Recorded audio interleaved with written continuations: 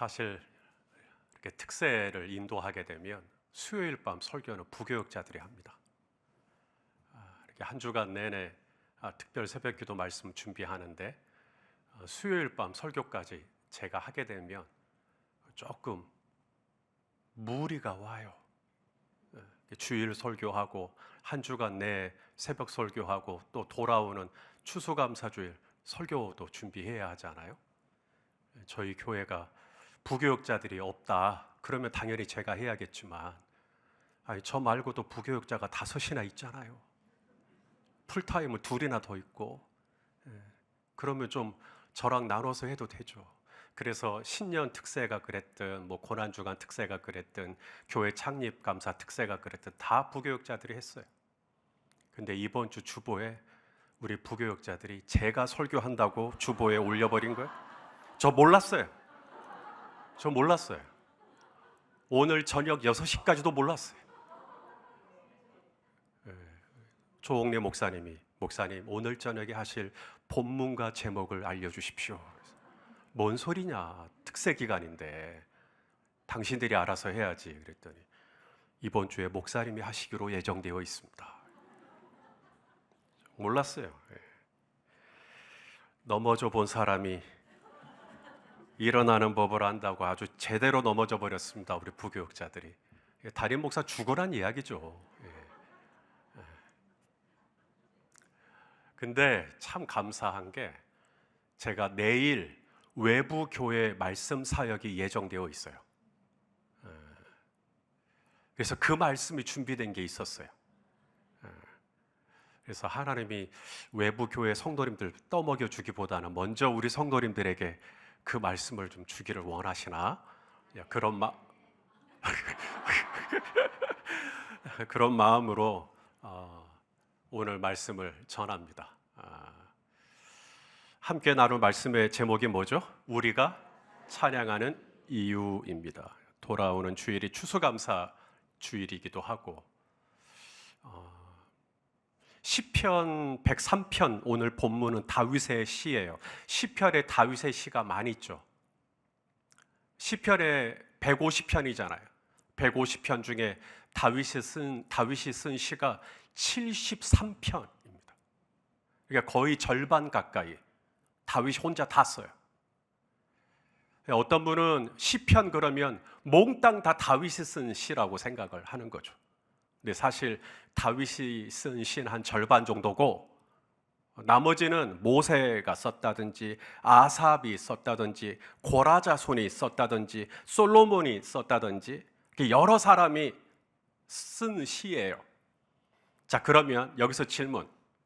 다윗을 제하고 시편에서 가장 많은 시를 쓴 사람은 누구일까요? 1번 고라 자손, 2번 아삽, 3번 모세, 4번 솔로몬. 힌트는 2자입니다. 성이 무요, 이름이 명입니다.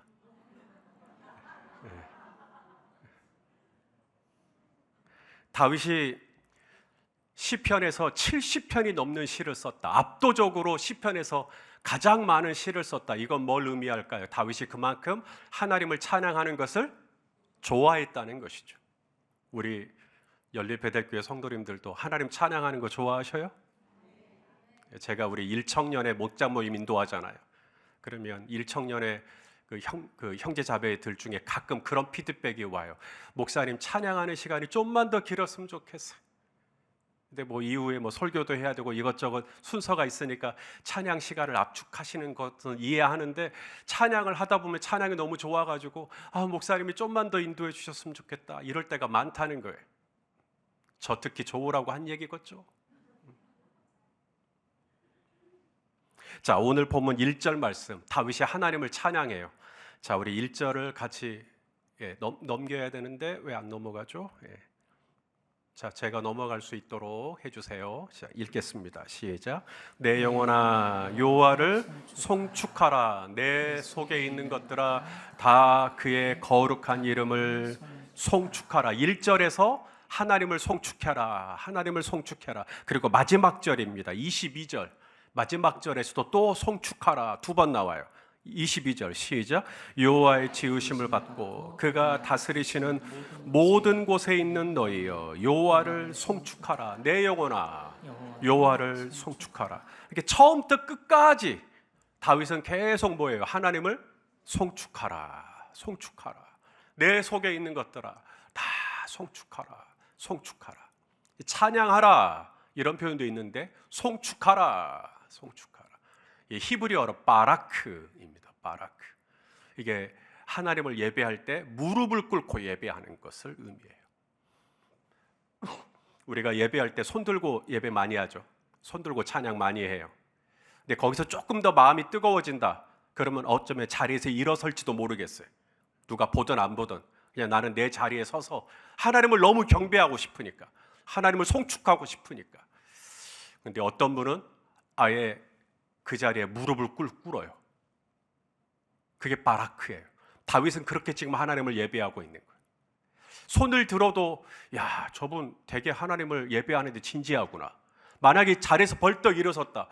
야, 저분 참 유별나네. 우리 중에 그렇게 생각하시는 분은 아마 없을 거예요. 적어도 3일 밤 예배에 나오시는 분이라면 아, 이분 진짜 마음 뜨거우신가 보다. 그런데 어떤 분이 아예 무릎을 꿇었다면 그건 깊이 하나님의 임재를 경험하지 않고는 할 수 없는 태도 중에 하나가 바라크입니다. 하나님의 깊은 임재에 들어갔을 때 그때 바라크가 나와요. 그때 무릎을 탁 꿇어요. 찬양 시작하자마자 무릎 꿇는 건 어색해요. 근데 충분히 내 안에서 정말 하나님을 예배하고자 하는 마음이 완전히 무르익었을 때 옆에 있는 사람 시선 의식하지 않고 그냥 의자 위에 딱 올라가서 신발 벗고 무릎을 탁 꿇어요. 하나님을 예배하는 거죠. 지금 다윗이 그렇게 예배하고 있는 거예요.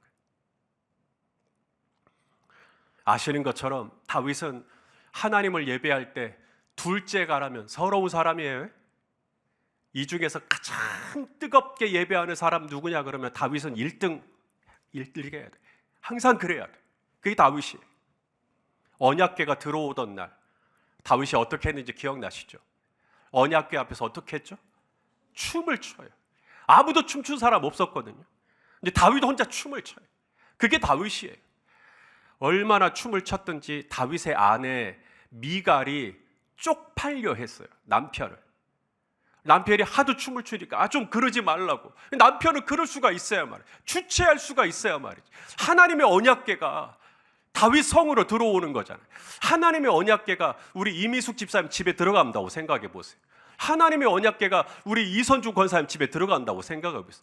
남들은 춤을 안 춰도 나는 주체가 안 되는 거예요. 하나님의 집이 우리 집에 들어온다는데. 그래서 아내 미갈은 막 창피해가지고 저 양반 저러지 않았으면 좋겠는데. 자, 미갈이 이렇게 얘기를 합니다. 사무엘하 6장 20절 시작. 다윗이 자기의 가족들에게 축복하러 돌아오매 사울의 딸 미갈이 나와서 다윗을 맞으며 이르되 이스라엘 왕이 오늘 어떻게 영화로우신지 방탕한 자가 염치 없이 자기의 몸을 드러내는 것처럼 오늘 그의 신복의 계집종의 눈앞에서 몸을 드러내셨도다 하니. 남편이 그렇게 막 하나님을 예배하는데 아내가 비난하는 거죠. 그러면 이제 되게 가장 가까이 있는 배우자가 이제 그렇게 푹 찌르고 들어오면 이제 의기소침해지거든요. 아이고야, 내가 그랬구나. 다음부터는 안 그래야지. 그럴 법도 한데 다윗은 웬걸 오히려 더 강하게 나갑니다. 뭐? 내가 방탕한 자가 염치 없이 계집종들 앞에서 속살을 보이는 것처럼 내가 그렇게 보였어? 나는 하나님 앞에서 한 거야. 난 앞으로도 그렇게 할 거야. 그렇게 나갑니다. 자, 그 다음 절 21절 시작. 다윗이 이는 여호와 앞에서 한 것이니라. 그가 내 아버지와 그의 온 집을 버리시고 나를 택하사 나를 여호와의 백성 이스라엘의 주권자로 삼으셨으니 내가 여호와 앞에서 뛰놀리라. 그 다음 절 더 놀라운 고백이 나오죠. 읽어볼까요? 내가 이보다 더 낮아져서 스스로 천하게 보일지라도 네가 말한 바 계집종에게는 내가 높임을 받으리라 한지라. 이게 다윗의 예배 정신, 이것이 다윗의 예배의 태도, 이것이 다윗의 예배의 매너였어요. 다윗은 하나님을 예배한다고 하면 하나님만 바라봤어요. 하나님만 중요했어요. 옆에 사람들이 나를 뭐라고 하든, 심지어 내 배우자가 나를 뭐라고 하든, 다윗에게 중요한 것은 하나님 앞에서 나는 뛰놀리라. 이보다 더 낮아져서 남들이 나보고 천하다고 보일지라도 나는 하나님 앞에서 더 예배하겠다, 더 찬양하겠다. 내 영혼아 여호와를 송축하라. 내 속에 있는 것들아 여호와를 송축할지어다. 오늘 본문에 나오는 이 송축도 그런 데서 나오는 거예요. 송축, 바라크, 무릎을 꿇어요. 여러분, 다윗은 왕이에요. 왕은 무릎 꿇는 존재예요? 왕은 다른 사람들이 왕 앞에서 무릎을 꿇죠. 왕이 꿇지는 않아요. 그런데 다윗은 왕인데도 하나님을 예배할 때만큼은 그 무릎이 한없이 가벼워요. 바로 무릎을 꿇어버립니다. 하나님을 예배할 때는 아까운 게 하나도 없어요. 채면 그게 뭐예요? 하나님을 예배한다는데. 사람들의 시선, 사람들의 생각 하나도 신경이 안 쓰이는 거죠. 다윗에게 중요한 건 찬양하라. 내 영혼아, 내 속에 있는 것들아 다 찬양하라. 찬양하라. 우리 그 찬양 한번 해볼까요? 찬양하라 내 영혼아. 아멘. 찬양하라 내 영혼아.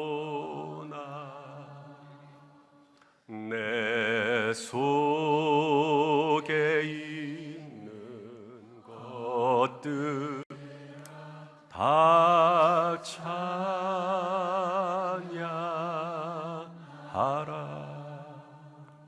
할렐루야. 자, 그러면 이제 이유가 있겠죠. 다윗이 이렇게 찬양하는 이유, 다윗이 이렇게 무릎을 꿇어가면서 하나님을 경배하는 이유가 도대체 뭐냐? 자, 오늘 본문 2절 말씀입니다. 2절 읽어보죠. 시작. 내 영혼아 여호와를 송축하며 그의 모든 은택을 잊지 말지어다. 뭘 잊지 마라?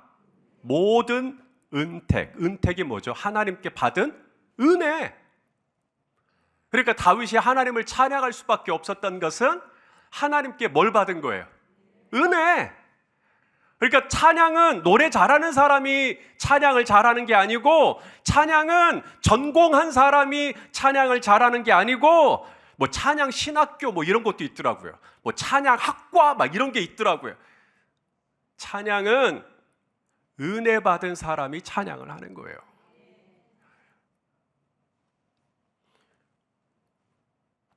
우리 성도님들은 하나님께 받은 은혜가 있습니까? 없습니까? 그 은혜가 큽니까? 작습니까? 어떤 목사님이 찬양을 작곡을 했어요. 가사를 쓰는데 아마 여러분이 잘 아는 가사입니다. 내가 누려왔던 모든 것들이, 내가 지나왔던 모든 시간이, 내가 걸어왔던 모든 순간이 당연한 것 아니라 은혜였어.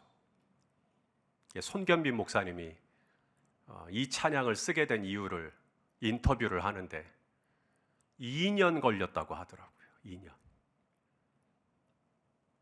그 다음 가사, 아침 해가 뜨고 저녁의 노을, 봄의 꽃향기와 가을의 열매, 변하는 계절의 모든 순간이 당연한 것 아니라 은혜였어. 그 다음 2절 가사가 또 있죠. 내가 이 땅에 태어나 사는 것, 어린아이 시절과 지금까지 숨을 쉬며 꿈을 꾸는 삶, 당연한 것 아니라 은혜였어. 내가 하나님의 자녀로 살며 오늘 찬양하고 예배하는 삶, 복음을 전할 수 있는 축복이 당연한 것 아니라 은혜였어. 모든 것이 은혜, 은혜, 은혜, 한없는 은혜. 내 삶에 당연한 것 하나도 없었던 것을 모든 것이 은혜, 은혜였소. 모든 것이 은혜, 은혜, 은혜, 한없는 은혜. 저랑 같은 손시 목사님이셨습니다.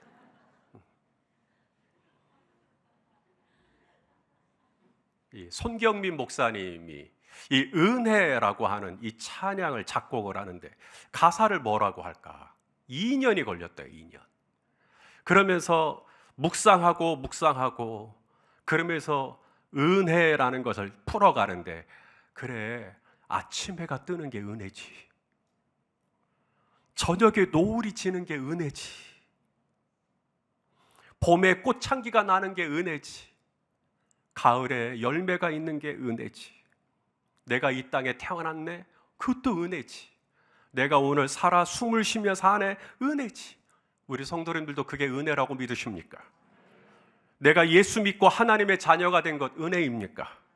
오늘 찬양할 수 있고, 오늘 이렇게 3일 밤 예배 드릴 수 있고, 아직 예수님이 어떤 분인지 알지 못하는 이에게 내가 복음을 나눌 수 있다, 예수님을 전할 수 있다. 이게 다 은혜구나, 은혜.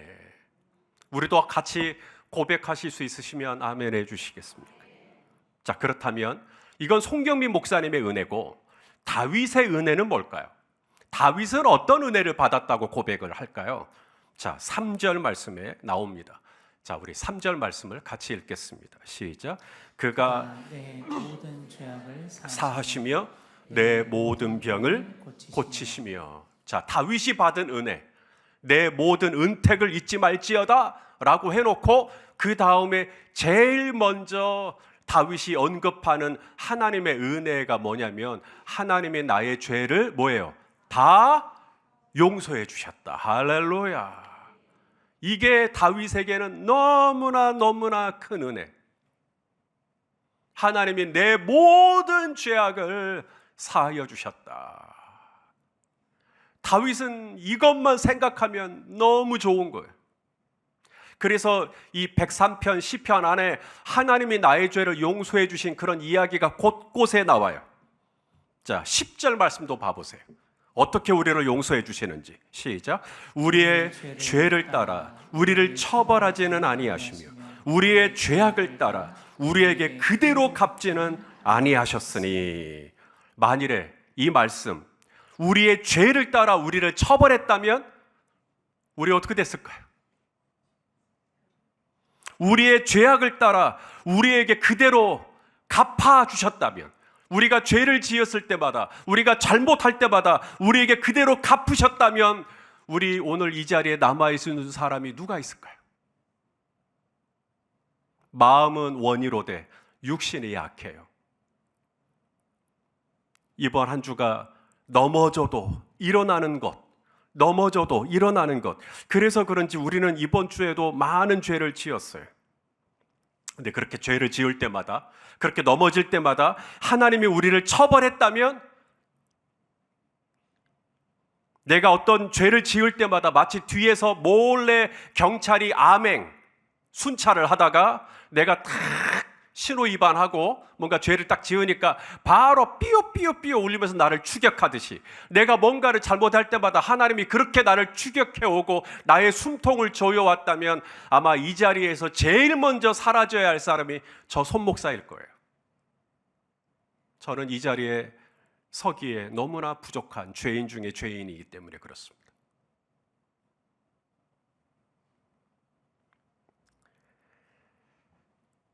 그런데 오늘 하나님은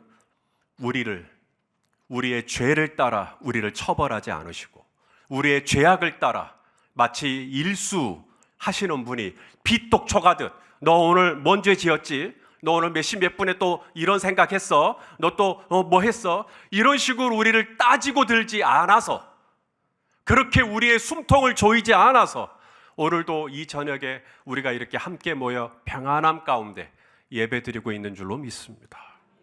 자, 그렇다면 하나님은 왜 내 죄를 그렇게 또 용서해 주시고, 또 눈 감아 주시고, 왜 또 덮어 주시고, 왜 또 가려 주시고, 왜 그러시죠? 왜 나는 죄를 그렇게 많이 짓는데, 나는 그렇게 자주 넘어지는데 왜 나를 또 덮어주시고 덮어주시느냐 하는 거예요. 내가 지은 죄를 상쇄할 만큼의 선한 일을 또 했기 때문에, 하나님이 다윗의 죄를 용서하신 것이 다윗이 73편이라 되는 시편을 썼기 때문에, 다윗이 기도를 많이 했기 때문에, 다윗이 성경을 많이 알기 때문에, 다윗이 의롭기 때문에, 다윗이 경건하기 때문에 하나님이 그래서 봐준 거죠. 그래서 다윗의 죄를 용서하신 건가 하는 거죠. 예레미야 선지자는 우리의 이 죄에 대해서 이런 말씀을 하십니다. 자, 예레미야 13장 23절 쉬운 성경으로 읽을게요. 시작. 에티오피아 사람이 피부 색깔을 바꿀 수 있겠느냐? 표범이 그 얼룩을 바꿀 수 있겠느냐? 만약 바꿀 수 있다면 언제나 악한 일만 하는 너희도 착한 일을 할 수 있을 것이다. 흑인이 무슨 수로 피부를 하얗게 바꾸죠? 표범이 무슨 수로 자기 몸의 무늬를 지우냐고요. 불가능합니다. 그게 우리 인간의 죄성이라는 거예요. 그래서 우리는 언제부터 죄인이냐면 죄를 지어서 죄인이 아니라 태어나는 순간부터 이미 죄인이에요. 시편 51편 5절 읽어보죠. 시작. 내가 죄악 중에서 출생하였으며 어머니가 죄 중에서 나를 잉태하였나이다. 사람은 이미 태어나는 순간부터 이미 죄인이에요. 숨 쉬는 내내 우리는 죄인이에요. 살아있는 내내 우리는 죄인이에요. 지금도 죄인이에요. 내가 오늘 이 3일밤 예배 나왔다? 그래도 죄인이에요. 내가 73편이라 되는 시를 썼다? 그래도 당신은 죄인입니다.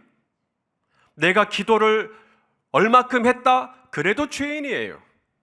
내가 그래도 세상에서는 나 모르는 사람 없어, 나 꽤 잘 나가는 사람이야, 그래도 당신은 죄인이에요. 다윗이 목동이었을 때도 죄인이고 다윗이 왕이 되었을 때도 죄인이에요. 당신이 가난해도 죄인이고 당신이 부자가 돼도 죄인이에요. 우리는 죄악 중에 출생을 했으며 지금도 죄악 중에 살아가요. 그런데 하나님이 우리를 용서하신단 말이죠. 그런데 하나님이 우리의 죄를 없이 해주신단 말이죠. 이유가 뭘까요? 마치 동이 서에서 먼 것 같이 우리의 죄를 용서해 주신단 말이죠. 도대체 왜? 얼마 전에 저희 교회 남아공 신방 갔다 왔어요. 기억나세요? 네. 남아공 멀어요? 가까워요? 되게 멀어요. 우리나라는 북반구에 있어요. 북반구. 그리고 남아공은 남반구에 있습니다. 남극하고 가까워요. 그래서 우리는 지금 겨울로 가죠. 근데 남반구에 사는 남아공은 거꾸로 갑니다.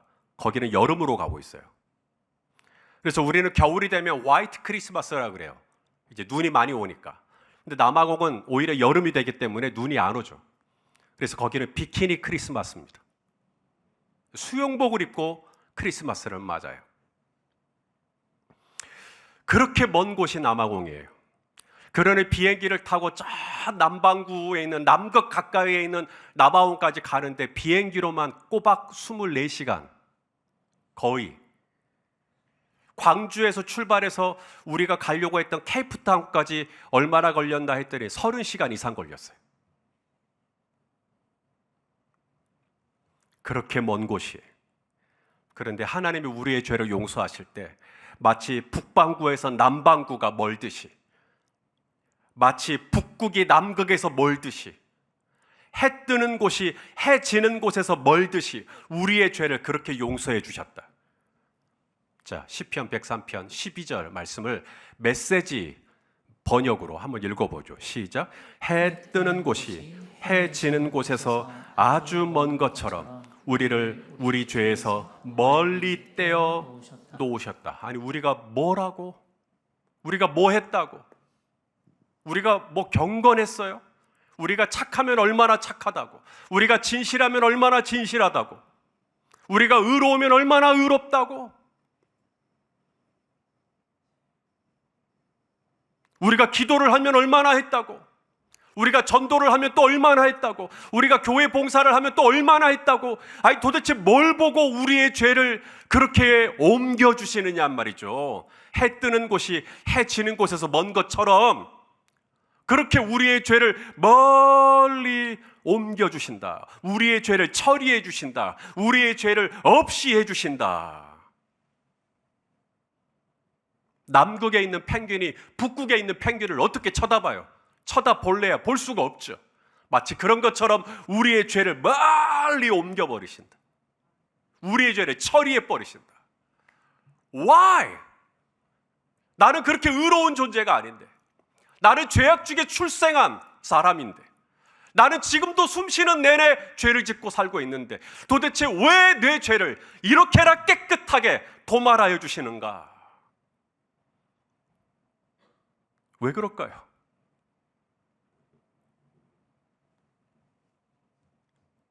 성경 필사만이에서 특세 때 많이 나오니까 우리를 용서해 주시고 또 우리의 죄를 마치 동이 서에서 먼 것처럼 옮겨버리시는 이유 딱 하나예요. 우리 성도님들을 불쌍히 여기시기 때문입니다. 우리가 죄를 지을 때마다 하나님이 화를 내시는 게 아니고요, 우리가 퉁 하고 넘어지잖아요. 그러면 우리 하나님은 울어요. 긍휼히 여기세요. 짠하게 생각하세요. 아이고야, 넘어졌구나, 아프겠다, 힘들겠구나. 그렇게 우리를 긍휼히 여겨주세요. 그게 오늘 시편 다윗이 무릎을 꿇고 하나님을 예배할 수밖에 없었던 이유가 나를 그렇게 용서해 주시니까. 자, 13절 103편 13절 읽어보죠. 시작. 아버지가 자식을 긍휼히 여김같이 여호와께서는 자기를 경외하는 자를 긍휼히 여기시나니. 사람은 죄를 지으면 바깥에 있는 사람은 그 사람에게 돌을 던져요. 모르니까. 저 살인자 죽어 돌을 던져요. 계란을 던져요. 그런데 그 아들을 품에 안아요. 우리 아들에게 돌이 날라오면 내가 대신 맞고 싶어요. 그렇게 할 수 있는 거 부모예요. 부모가 자기 자식을 긍휼히 여김같이 우리 하나님께서 저와 여러분이 어떤 죄를 지을 때마다, 우리가 어떤 죄악을 행할 때마다 우리를 비난하고 우리를 판단하고 우리를 처벌하고 우리를 책망하고 우리를 징계하고 이런 것만 하시는 게 아니라 우리를 긍휼히 여겨주신다. 바로 이것이 오늘 저와 여러분이 하나님 앞에서 용서받을 수 있는 근거라는 거예요. 제가 이번 주 목회서 시인에 제 아들 이야기를 좀 썼어요. 서울에 있는 제 아들이 이번 주 목회서시를 봤으면 아마 제 멱살을 잡았을 겁니다. 아빠, 그 이야기를 쓰면 어떡해? 제 아들이 이제 대학교 앞에서 조그마한 원룸에서 생활을 해요.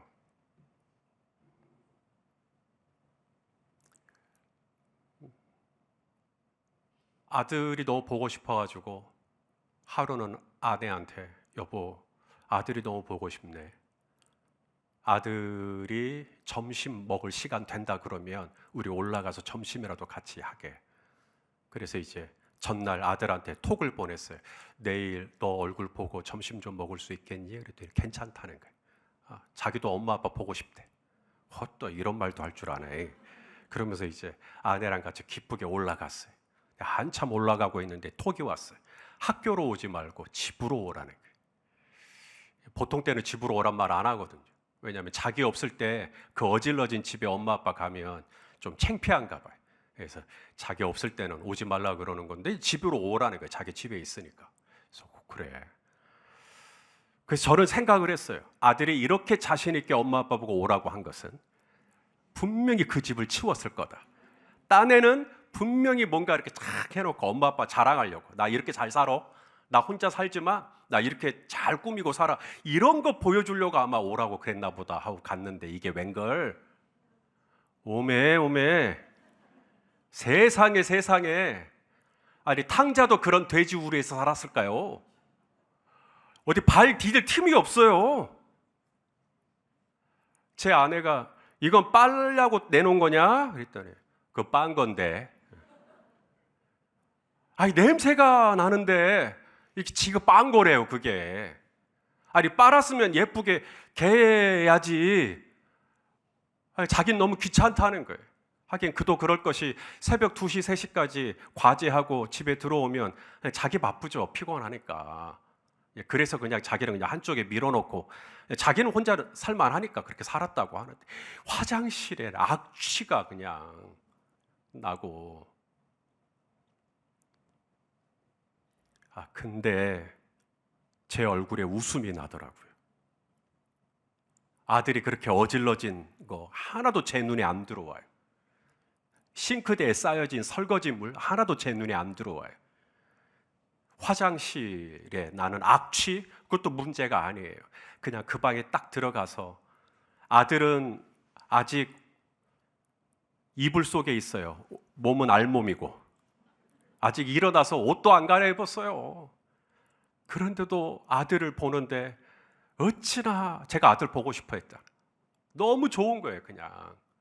그런 돼지 우리 같은 곳에서 이렇게 살고 있는 아들이지만 저는 제 눈에는 아들만 보여요. 아직 이빨도 안 닦아서 입에서 냄새가 날 것이요.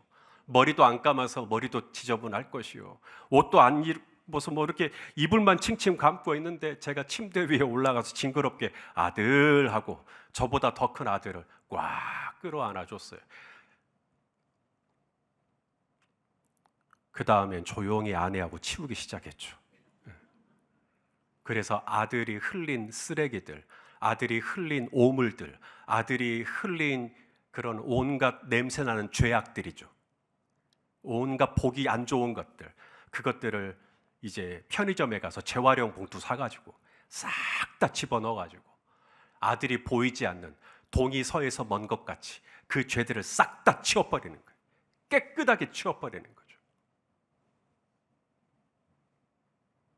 아들이 한 일은 뭐죠? 쟤는 그대로 여전히 침대 안에 있어요. 아주 여전히 안 나와요. 아들이 한 일은 엄마 아빠를 영접한 거예요.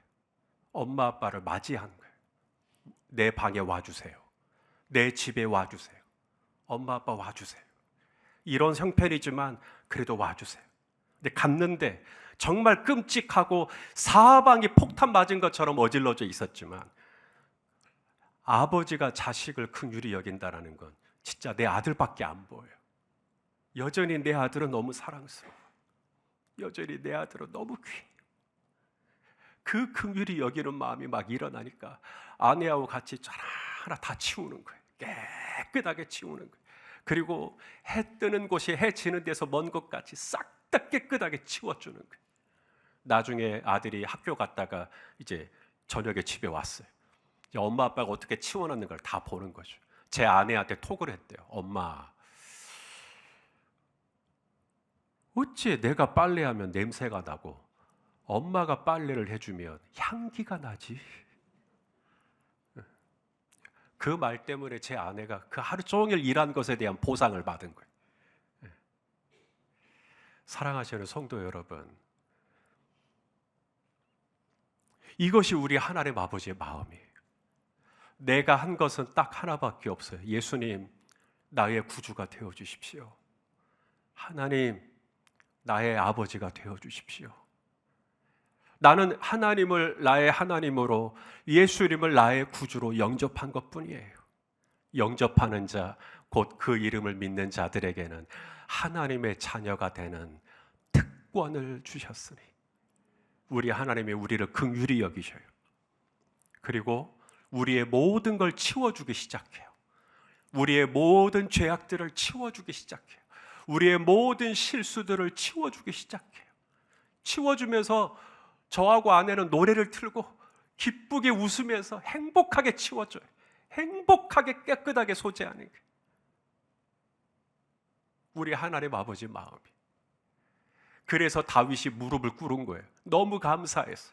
나는 죄악 덩어리인데, 내가 얼마나 추잡한 죄인인데 우리 하나님은 나를 긍휼히 여기셔서 내 모든 죄를 사하시고 내 모든 죄를 이렇게 깨끗하게 도말하시고 오, 우리 하나님 감사합니다.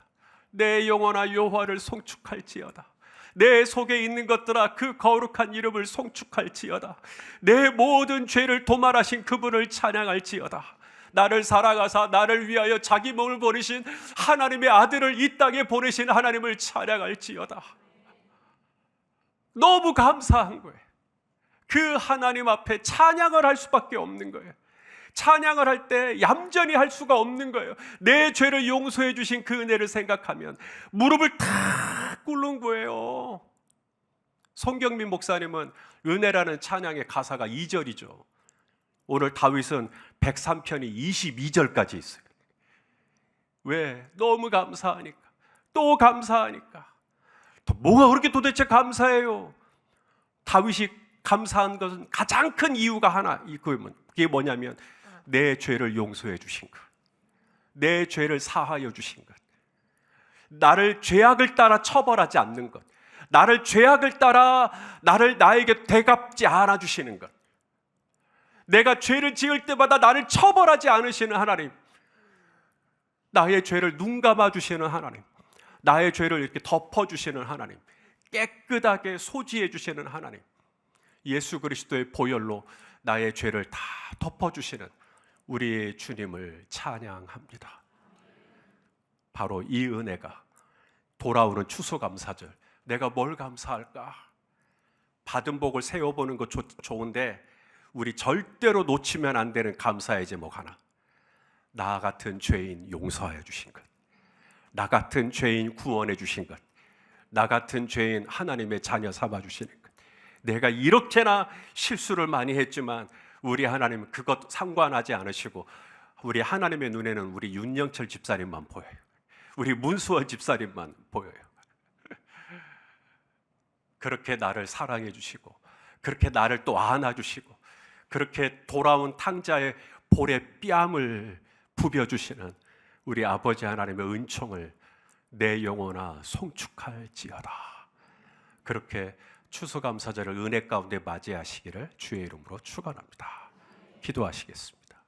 하나님, 이 3일 밤 예배 우리 성도님들 다른 어떤 감사의 제목보다도 오늘 다윗이 시편 103편의 1절부터 22절까지 감사했던 것처럼 나의 모든 죄를 용서하여 주신 우리 하나님을 생각하며 감사하고 찬양할 수 있도록 인도하여 주시옵소서.